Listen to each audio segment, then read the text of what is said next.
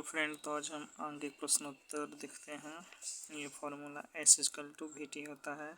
V बराबर U plus AT, S बराबर UT plus half AT square और V square बराबर U square plus 2AS। V = 2πr/t। ये formula है जहाँ S डिस्टेंस होता है, V वेग होता है, T समय होता है। A मेरा त्वरण है, S मेरा डिस्टेंस है, 2π मेरा वृत्त का परिधि होता है और ये त्रिज्या R। आंखिक प्रश्नोत्तर देखते हैं। पहला क्वेश्चन है, एक सरल रेखा में गतिशील कण की स्थिति यदि 10 AM यानी सुबह 10 AM पर x बराबर -25 मीटर हो और 10:15 AM यानी 15 मिनट बाद उसका स्थिति x बराबर +65 मीटर हो तो 10 AM से 10-15 AM के समय अंतराल में कण का विस्थापन क्या है। ठीक है, तो यहाँ पर स्थिति को हम लोग x से डिनोट करते हैं, तो यहाँ लिया गया है पहला स्थिति x1, ये मेरा -25 मीटर हो गया, और दूसरा स्थिति x2, इसको लेंगे x2 हो गया +65 मीटर। ठीक है, यहाँ पे दिया गया है। तो विस्थापन क्या होता है, अंतिम स्थिति माइनस प्रारंभिक स्थिति को हम लोग विस्थापन कहते हैं। S बराबर हो गया x2 - x1, तो x2 का मान +65 मीटर है और -x1 का मान है -25 मीटर है, तो ये माइनस हो जाएगा प्लस, तो ये 65 हो गया, ये माइनस प्लस हो जाता है, ये 65, दोनों का आप जोड़ दीजिए तो 90 मीटर आ गया। वस्तु का विस्थापन निकला। दूसरा क्वेश्चन में आते हैं, एक कण पूर्व दिशा में 3 मीटर चलता है और फिर उत्तर की ओर 4 मीटर चलता है, तो क नंबर तय की गई कुल दूरी क्या है और ख नंबर कण के विस्थापन का परिमाण क्या है। तो हम लोग पेपर पे जो है इस तरह से दिशा लेते हैं, ऊपर की ओर नॉर्थ लेते हैं, नीचे की ओर साउथ, दाहिनी साइड ईस्ट, पूर्व यानी अप, और उसके अपोजिट साइड वेस्ट लेते हैं। ठीक है, तो यहाँ क्वेश्चन क्या कर रहा है, एक कण पूर्व में 3 मीटर चलता है। यहाँ पर इस तरह से बना लिया गया है, एक कण यहाँ से स्टार्ट हो रहा है पूर्व में, पूर्व इधर की ओर है तो इधर 3 मीटर चलता है और 4, ठीक ना, फिर उत्तर की ओर 4 मीटर चलता है। ये पूर्व चला, फिर उत्तर इधर है तो उत्तर की ओर 4 मीटर चलता है। तब हमको तय की गई दूरी निकालना है, तो ये दूरी जो और ये दूरी को जोड़ देंगे, तय की गई दूरी हो गया 3 मीटर जोड़ 4 मीटर 7 मीटर हो जाएगा। फिर कण का विस्थापन का परिमाण क्या है, तो कण का विस्थापन के लिए यहाँ से यहाँ तक टोटल विस्थापन हुआ है, तो इसका मान निकालना है। इसका मान निकालने के लिए आप देख रहे हैं यहाँ 90 डिग्री का कोण बन रहा है, जो कि समत्रिभुज का है, समकोण त्रिभुज का ये समकोण त्रिभुज बना रहा है। इससे हम ये कर्ण हो जाता है, ये लंब और ये आधार, इसका फॉर्मूला यूज करेंगे। तो देखिए यहाँ पर क्या कहा गया है, कर्ण की स्थिति को चित्र 2.19 में दर्शाया गया है। जैसा कि अभी आपने देखा, कर्ण मूल बिंदु O से चलती हैं। ठीक है, मूल बिंदु O से चलती हैं। यह पूर्व की ओर 3 मीटर चलकर A पर पहुँचता है, पूर्व की ओर 3 मीटर चलकर A पर पहुँचता है और तब उत्तर की ओर 4 मीटर दूरी तय कर B पर पहुँचता है, उत्तर की ओर 4 मीटर दूरी कर B पर पहुँचता है। तो कण द्वारा तय की कुल दूरी क्या हो जाएगा, तो दोनों को जोड़ देंगे, 3 मीटर जोड़ 4 मीटर बराबर 7 मीटर। ठीक है, तो ये दोनों दूरी जुट गया है। फिर ख नंबर कह रहा है, कण के विस्थापन का परिमाण क्या होगा, तो कण का विस्थापन परिमाण मेरा OB होगा। ठीक है, तो समकोण त्रिभुज हम ले लेते हैं OAB में, हम क्या जानते हैं, ये होता है कर्ण, ये लंब जो आधार, तो कर्ण का स्क्वायर, ये फॉर्मूला होता है कर्ण का स्क्वायर बराबर लंब का स्क्वायर जो और आधार का स्क्वायर, वही लिया गया है। कर्ण OB स्क्वायर बराबर लंब OA स्क्वायर, या तो ये जोड़ेंगे जो दोनों बराबर ही होता है, तो इसको यहाँ पर लिया गया है आधार का स्क्वायर प्लस AB लंब का स्क्वायर।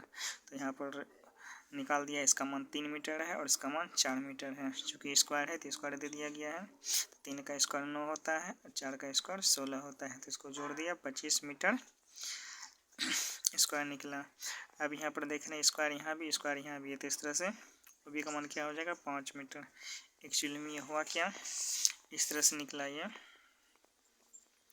कर्ण स्क्वायर बराबर क्या होता है, लंब का स्क्वायर प्लस आधार का स्क्वायर। लंब मेरा क्या है, OB है, OB स्क्वायर लंब या तो इसको लें या तो इसको, वही होता है 4 का स्क्वायर प्लस ये आधार 3 का स्क्वायर कर दें, तो 4 का स्क्वायर 16 हो गया, 3 का स्क्वायर 9 हो गया, तो 16 9 25 होगा। इस तरह से OB का स्क्वायर मेरा निकला 25। हमको चूँकि OB निकालना है तो OB के लिए हमको क्या करना होगा, ये स्क्वायर को बराबर के उस साइड फेंकना होगा। तो आपको एक फॉर्मूला ध्यान में रखना चाहिए, यदि प्लस को बराबर के उस साइड लेके जाते हैं तो माइनस में जाता है, माइनस को बराबर के उस साइड लाते हैं तो प्लस में, गुना को बराबर के उस साइड फेंकेंगे तो भाग में जाएगा, भाग को इधर लाएंगे तो गुना में आएगा। उसी तरह से स्क्वायर को जब बराबर के उस साइड फेंकेंगे तो वर्ग में चल जाएगा, वर्ग को इस साइड फेंकेंगे तो वो स्क्वायर में आ जाएगा।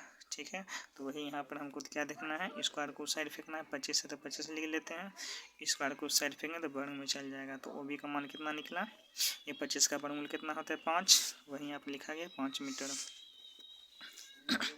तीसरा क्वेश्चन है, एक लड़का 15 मीटर भुजा वाले वर्गाकार जमीन की सीमा पर एक समान चाल से चलते हुए 1 मिनट में एक चक्कर पूरा करता है। ठीक है, जैसा कि यहाँ पर दिखाएगा वर्गाकार ये इसका चक्कर लगाता है। 2 मिनट 30 सेकेंड के बाद उस लड़के के विस्थापन का परिमाण क्या होगा। तो यहाँ पर है चित्र 2.20 में लड़के द्वारा तय किया गया वर्गाकार पथ OABC दिखाया गया है, OABC दिखाया गया है। लड़का O से चलना प्रारंभ करता है। ठीक है, चूँकि लड़का 1 मिनट में एक चक्कर पूरा करता है, यहाँ पर लिखा गया है कि 1 मिनट में एक चक्कर पूरा करता है। 1 मिनट में यहाँ चलता है और ये 1 मिनट में यहाँ आ जाता है। अतः 2 मिनट 30 सेकेंड में वह कितना चक्कर करेगा, तो 1 मिनट में एक चक्कर, फिर 2 मिनट में फिर एक चक्कर, फिर 30 सेकेंड में। 30 सेकेंड क्या होता है, 1 मिनट का ठीक आधा होता है। 1 मिनट में 60 सेकेंड होता है, तो स्वाभाविक है ये 30 सेकेंड में 2 चक्कर पूरा करेगा, फिर ये 30 सेकेंड फिर यहाँ आ जाएगा, B पर आ जाएगा, आधा चक्कर और पूरा करेगा, अर्थात वह B पर पहुँचेगा, ये B पर पहुँचेगा। इसलिए उसके विस्थापन यहाँ पर पूछ रहा है, तो विस्थापन क्या होगा, तो विस्थापन मेरा ये होगा अंतिम स्थिति घटा प्रारंभिक स्थिति। ठीक है, इसलिए उसके विस्थापन परिमाण में मेरा OB होगा। अब यहाँ भी देख रहे हैं समकोण त्रिभुज OAB में क्या ले लेंगे, एक कर्ण स्क्वायर बराबर इतना स्क्वायर जब इतना स्क्वायर, ये फॉर्मूला होता है, आपको याद रखना चाहिए। यहाँ पर लंब बन रहा है 90 डिग्री का कोण है यहाँ पे, तब ये फॉर्मूला लगता है। तो OB स्क्वायर बराबर क्या हो गया, OA square plus OB square. तो OA का मान क्या है 15 है और OB का मान क्या है 15।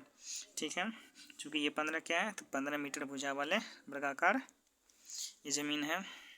तो उस तरह से यहाँ 15 के स्क्वायर करेंगे 225 होगा, फिर 15 के स्क्वायर 225, दोनों को जोड़ेंगे 450 आएगा। फिर ये स्क्वायर को इस साइड लेके गया तो वर्ग में आ जाएगा, 450 का वर्गमूल निकालेंगे तो 15 और ये √2 मेरा रह ही जाएगा, इतना मीटर हो गया। अतः लड़के के विस्थापन का परिमाण कितना हो गया 15√2 मीटर। एक धावक यानी एक दौड़ने वाला आदमी 280 मीटर व्यास के वृत्तीय पथ पर एक समान चाल से दौड़ता है। ये व्यास क्या होता है, ये मेरा एक त्रिभुज है, केंद्र से इस परिधि तक की दूरी जो होता है ये त्रिज्या होता है। फिर ये त्रिज्या को और आगे बढ़ा दें तो ये जो सबसे लंबी वृत्त के अंदर ये सबसे लंबी केंद्र से होती हुई जो लंबी रेखा होती है वही वृत्त का व्यास होता है। ठीक है, तो ये व्यास है। तो एक धावक 280 मीटर व्यास के, यानी कहने का मतलब ये व्यास दिया गया है 280 मीटर। 280 मीटर व्यास के वृत्तीय पथ पर एक समान चाल से दौड़ता है। ठीक है ना, चाल उसका एक समान है, उसे एक चक्कर पूरा करने में 50 सेकेंड लगता है। ठीक है, एक चक्कर में पूरा घूम जाता है, मतलब वो 1 सेकंड में कितना चलता है, यानी जो वृत्त का परिधि होता है उतना चलता है 2 मिनट 55 सेकेंड बाद। ठीक है, तो 2 मिनट 55 सेकेंड बाद वह कितनी दूरी तय करेगा और उसका विस्थापन क्या होगा ये निकालना है। तो यहाँ पे हल किया गया है, दिया गया है कि धावक द्वारा एक चक्कर पूरा करने में लगा समय कितना है, तो 50 सेकेंड। 50 सेकेंड है, कुल समय टोटल कितना दिया है 2 minute 55 second. 2 minute 55 second, 2 minute में इसको हम लोग सेकेंड में लाएंगे तो 1 मिनट में कितना सेकेंड होता है 60 मिनट 60 सेकेंड। तो 2 मिनट में 60 गुना 2 करना होगा, वही 2 मिनट को लिख दिया, 2 गुना 60 सेकेंड प्लस ये 55 सेकेंड, टोटल हो गया 175 सेकेंड। अब यहाँ पर लिखा गया है फॉर्मूला, चक्करों की संख्या क्या होता है, कुल समय बटे एक चक्कर में लगा समय। तो उस तरीके से यहाँ पर कुल समय 175 सेकेंड है और एक चक्कर में लगा समय कितना है 50 सेकेंड है। इस तरह से 3.5 हो गया। ठीक है, तो ये मेरा जो है ना ये चक्कर की संख्या निकला कि वो 3.5 चक्कर लगाया। ठीक है, तो हमको निकालना क्या है, हमको निकालना है कितनी दूरी तय करेगा। ठीक है, तो यहाँ पर है वृत्तीय की परिधि लिया गया, परिधि क्या होता है 2πr होता है। जैसे कि यहाँ पर आप देख रहे हैं ये फॉर्मूला 2πr होता है, ये r वृत्त का व्यास होता है, इसको d से भी हम लोग डिनोट कर सकते हैं 2r को, तो पाई गुना d कह सकते हैं, यानी पाई गुना व्यास कह सकते हैं। पाई का मान 22/7 होता है, व्यास का मान 280 मीटर यहाँ पे दिया गया है। ठीक है, तो ये निकला 180 सेंटीमीटर। अब यहाँ निकाल दिया गया धावक द्वारा तय की गई दूरी। तय की गई दूरी का फॉर्मूला हो गया, होता है चक्कर की संख्या गुना ट्रैक की परिधि। चक्करों की संख्या कितना निकला 3.5, 3.5 चक्कर है, और इसका परिधि कितना है 880 मीटर है। तो यहाँ लिख करके 3080 मीटर वो चलता है। इस तरह से ये फॉर्मूला हमको याद रखना होगा तभी बनेगा। लेकिन एक तरीका है जो जिसे आप बना सकते हैं, वो तरीका है एक एक नियम से। वो कैसे, वो इस तरीके से यहाँ पर क्या दिया गया है, उसे एक चक्कर करने में 50 सेकंड लगता है, तो इतना सेकंड बाद वो कितनी दूरी तय करेगा। ठीक है, तो हम लोग यहाँ पर चक्करों की संख्या कैसे निकालेंगे, तो यहाँ देख सकते हैं टोटल समय कितना है 175 सेकेंड में कितना चक्कर लगाता है। तो यहाँ से एक नियम से बना सकते हैं, चूँकि 50 सेकेंड में एक चक्कर लगाता है। ठीक है, 50 सेकेंड में एक चक्कर लगाता है, तो एक सेकेंड में कितना चक्कर लगाएगा, स्वाभाविक है 50 सेकेंड में एक चक्कर लगाता है, तो एक सेकेंड में कम समय है ना, तो कम समय में ज़्यादा समय लगेगा और कम समय लगेगा। 50 सेकेंड में एक चक्कर लगाती है, तो एक सेकेंड में तो और कम ही चक्कर लगा, कम के लिए हम लोग भाग देते हैं, तो एक से यहाँ पर 50 सेकेंड में 50 से भाग दे देंगे। ठीक है, फिर हमको टोटल समय कितना है 175 सेकेंड है, तो अब यहाँ लगा देंगे 175 सेकेंड में। अब यहाँ से देख सकते हैं एक सेकेंड में 1/10 चक्कर लगाता है। ठीक है, तो 175 सेकेंड में क्या होगा, ज़्यादा चक्कर लगा, तो ज़्यादा के लिए हम लोग गुना करते हैं, तो इसमें 1/50 में गुना कर देंगे 175 से, तो वही यहाँ पर देख रहे हैं क्या हो गया 175/50। ये चक्कर लगाता है, क्या लगाता है, चक्कर लगाता है, जो कि आता है 3.5 चक्कर। तो ये एक तरह से यह फॉर्मूला भी हो गया कि चक्करों का समय क्या होता है कुल समय बटे एक चक्कर में लगा समय, वही 175 सेकेंड बटे 50। यहाँ भी आया है 175 सेकेंड बटे 50। ये एक ही नियम के तहत हम बना सकते हैं, ये फॉर्मूला को याद रखना कोई ज़रूरी नहीं है। फिर हमको यहाँ पे चक्कर की संख्या निकल गया 3.5 चक्कर। ठीक है ना, तो हमको क्या निकालना है, वह कितनी दूरी तय करेगा, तो ये वृत्त की परिधि जितना ही दूरी तय करेगा, तो यहाँ पर चक्कर कितना लगा लेता है 3.5 चक्कर। तो स्वाभाविक है, मान लीजिए यहाँ से स्टार्ट होता है 1 चक्कर 2 चक्कर 3 चक्कर, इसका वृत्त का परिधि क्या होता है 2πr होता है, जो कि यहाँ पर हमने निकाल लिया है 880 मीटर। ठीक है, तो 880 मीटर चक्करों की संख्या कितना दूरी करेगा, एक चक्कर में 280 मीटर, तो 3.5 चक्कर में, तो इसलिए इसको 3.3 से गुना कर देंगे, जो निकल गया हम लोग द्वारा तय की दूरी इतना मीटर। फिर यहाँ पर क्या रहा है कि उसका विस्थापन क्या होगा, तो 3.5 चक्कर लगाता है, 1 चक्कर 2 चक्कर 3 चक्कर, फिर 3.5 चक्कर मतलब है फिर यहाँ से लेकर के यहाँ तक आया होगा, ठीक ऑपोजिट साइड में। तो यहाँ पर हमको विस्थापन निकालना है, तो विस्थापन क्या होगा, अंतिम स्थिति घटा प्रारंभिक स्थिति, यानी इनके बीच की दूरी, इसके बीच की दूरी क्या है, ये व्यास है, तो वही यहाँ पर लिखा गया है। जैसा कि चित्र 2.21 में से स्पष्ट है कि 3.5 चक्कर के बाद धावक प्रारंभिक बिंदु O के व्यासतः इधर की ओर डायमेट्रिकली विपरीत बिंदु P पर पहुँचेगा, विपरीत बिंदु P पर पहुँचेगा, अतः धावक का विस्थापन क्या हो जाएगा, OP हो जाएगा। और OP क्या है, वृत्त के ट्रैक का व्यास है, और व्यास हमको मालूम है 280 मीटर यहाँ पे दिया गया ही है। आगे आते हैं 5 नंबर क्वेश्चन। लंबी दूरी की दौड़ लॉन्ग डिस्टेंस रेस प्रतियोगिता में धावकों को 200 मीटर परिधि वाले ट्रैक को 4 बार इस तरह तय करना था कि दौड़ के प्रारंभ की रेखा लाइन ऑफ स्टार्ट और समापन की रेखा लाइन ऑफ फिनिश एक ही हो। तो इस कंडीशन में धावकों द्वारा तय की गई कुल दूरी कितनी है, ये निकालना है। ठीक है, तो यहाँ पर क्या होगा, धावकों द्वारा तय की गई कुल दूरी हमको निकालना है, तो कुल दूरी क्या होगा, तो चक्करों की संख्या गुना ट्रैक की परिधि हो जाएगा कुल दूरी। ठीक है, जैसे कि आपने यहाँ पर चक्करों की संख्या आपने यहाँ पर देख सकते हैं कि धावकों तय की दूरी क्या होगा, चक्करों की संख्या गुना ट्रैक की परिधि। ठीक है, तो यही हो जाएगा, यहाँ भी कुल तय की दूरी होगा कितना चक्कर लगाया, और एक चक्कर की कितना दूरी करता है ट्रैक की परिधि के बराबर, ठीक है ना। तो यहाँ क्या दिया गया है, प्रतियोगिता में धावकों को 200 मीटर परिधि वाले, यानी एक चक्कर में कितना मीटर चलेगा, 200 मीटर। तो 200 मीटर में 4 बार तय करना होता है। तो 200 मीटर गुना 4 यहाँ कर देंगे, धावकों दोनों तक की दूरी कितना हो जाएगा, 200 मीटर गुना 4 यानी 800 मीटर दूरी तय करेगा। फिर धावकों का समापन रेखा छूते समय विस्थापन क्या होगा, तो चूँकि जहाँ से स्टार्ट होता है वहीं समापन होता है, तो क्या होगा, 0 मीटर होगा। तो चूँकि दौड़ पूरी होने पर अंतिम स्थिति और दौड़ की प्रारंभिक स्थिति एक ही है, तो धावकों का विस्थापन क्या हो जाएगा, 0 मीटर हो जाएगा। फिर धावकों की गति एक समान थी या असमान थी, एक समान थी या असमान थी, ठीक है। तो यहाँ पर आप क्या देख रहे हैं, चूँकि प्रत्येक धावक शून्य वेग से दौड़ना प्रारंभ करता है। कोई भी धावक शुरू से जब भी दौड़ देगा शून्य से दौड़ेगा, ठीक है, प्रारंभिक वेग शून्य ही रहेगा उसका। तो चूँकि प्रत्येक धावक शून्य वेग से दौड़ना प्रारंभ करता है और फिर उसका वेग एक महत्तम मान को प्राप्त करता है, अतः धावकों की गति क्या होगी, असमान होगी, ठीक है। फिर क्या दौड़ के अंत में धावकों द्वारा तय की गई कुल दूरी उनका विस्थापन बराबर है, ऐसा तो नहीं हो सकता है, विस्थापन तो 0 होगा। दौड़ के अंत में धावकों द्वारा तय की गई कुल दूरी तो है, यहाँ पे देख सकते हैं 800 मीटर है, लेकिन उसका विस्थापन क्या होगा, 0 मीटर होगा। इससे क्या देख रहे हैं, दूरी और विस्थापन बराबर नहीं है। दूरी तो होता है 800 मीटर चला, लेकिन विस्थापन 0 मीटर हुआ, चूँकि जहाँ से स्टार्ट हुआ वहीं ख़त्म भी हुआ।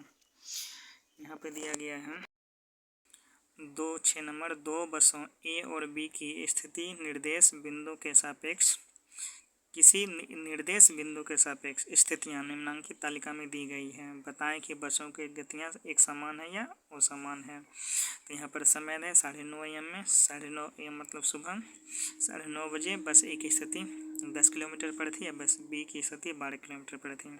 जब 15 मिनट और समय बीता 9 से 45 AM, तो बस ए की स्थिति 20 किलोमीटर पर थी और बस बी की स्थिति 19 किलोमीटर पर थी। तो यहाँ से क्या देख रहे हैं, ये 15 मिनट में ये 10 मीटर चला और ये कितना 7 किलोमीटर चला। फिर इस टाइम में हम लोग यानी प्रत्येक 15-15 मिनट का समय लिया गया है और क्या देख रहे हैं, 30 से 40, 40 से 50, ये एक समान इसका दूरी डिस्टेंस प्रत्येक समय में बराबर ये डिस्टेंस चल रहा है। तो इस तरह से देख रहे हैं कि ए की जो गति है, ए की गति एक समान है और बी की गति क्या देख रहे हैं, इसका एक समान नहीं है।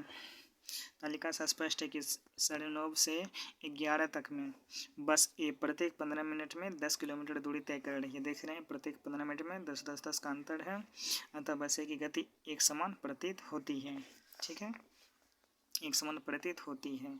चूँकि बराबर समय बराबर अंतराल बराबर डिस्टेंस तय कर रही है, परंतु 9:30 से 11 AM तक प्रत्येक 15 मिनट में बस बी द्वारा तय की दूरियाँ क्या देख रहे हैं, इसको हम लोग करेंगे 19 में 12 में 7 आएगा, 7 मीटर। फिर यहाँ 23 में 19 करेंगे तो 4 किलोमीटर, फिर 35 में 23 घटाएंगे तो 12 किलोमीटर। इस तरह से ये एक समान नहीं है, अतः बस बी की गति क्या है, वो समान है। यहाँ पर ध्यान देने योग्य बात है, गति एक समान है, यहाँ प्रतीत होती कहा गया है।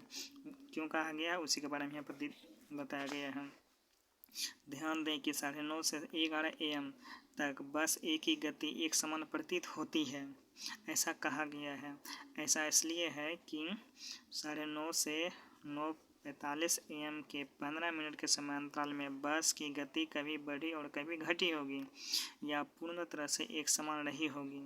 हम केवल इतना जान पा रहे हैं कि प्रत्येक 15 मिनट में बस ए 10 किलोमीटर की दूरी तय कर रही है, परंतु उन समय अंतरालों में बस ए की गति पूरी तरह से एक समान रही हो, ऐसा हम विश्वास के साथ नहीं कह सकते हैं। इसलिए हम केवल इतना कह सकते हैं कि बस ए की गति एक समान प्रतीत होती है, ठीक है।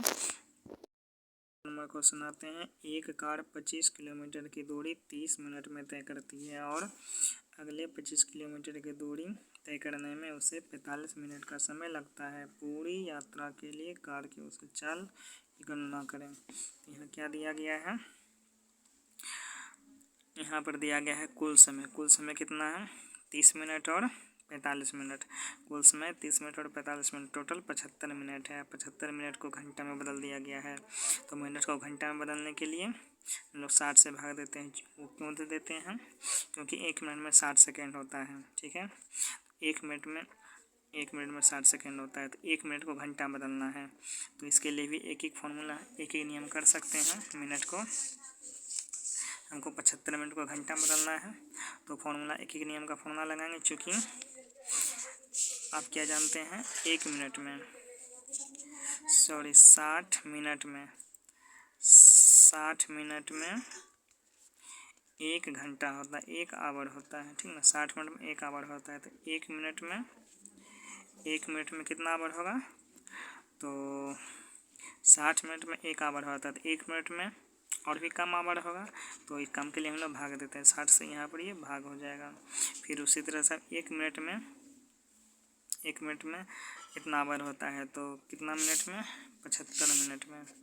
तो 75 मिनट में कितना हो जाएगा? तो 1 मिनट में जब इतना घंटा होता है तो 75 मिनट में ज़्यादा होगा, ज़्यादा के लिए हम गुना करते हैं। तो 1/60 गुना हमको कर देना होगा 75। तो वही यहाँ पर लिखा गया है 75/60। इसको काट करके 5/4 घंटा लिखा गया है। और कार द्वारा देखिए कुल दूरी कितना है? दूरी 25 किलोमीटर, और ये 25 किलोमीटर, टोटल मेरा 50 किलोमीटर दूरी तय की जाती है। तो हमको क्या निकालना? औसत चाल। तो औसत चाल का फॉर्मूला क्या होता है? औसत चाल का फॉर्मूला होता है तय की ये कुल दूरी बट्टे तय करने में लगा कुल समय। 50 किलोमीटर में 5/4 से भाग दे देंगे। इस तरह से 40 किलोमीटर प्रति घंटा ये हो जाएगा। 8 नंबर क्वेश्चन है, रीमा को साइकिल से 2.4 किलोमीटर की दूरी तय करने में 15 मिनट का समय लगता है। उसकी औसत चाल को किलोमीटर प्रति घंटा में व्यक्त करें। यहाँ क्या दिया गया है कि देखिए कुल दूरी को एस इंटू करेंगे। हमारी दूरी है 2.4 किलोमीटर। ठीक है, दूरी तय करने में कुल समय कितना समय लगता है? 15 मिनट। अब मिनट को हमको घंटा में बदलना है, तो वही करना है, 60 से इसमें भाग दे देंगे, इतना घंटा हो गया। हमको क्या निकालना? औसत चाल निकालना है। तो साइकिल की औसत चाल क्या होगा? एवरेज वेलोसिटी, एवरेज देखी गई कुल दूरी बटे दूरी तय करने में लगा कुल समय। देखिए ये दूरी मेरा 2.4 किलोमीटर है और समय 1/4 घंटा। इसको हल कीजिएगा, 9.6 किलोमीटर प्रति घंटा आ जाएगा।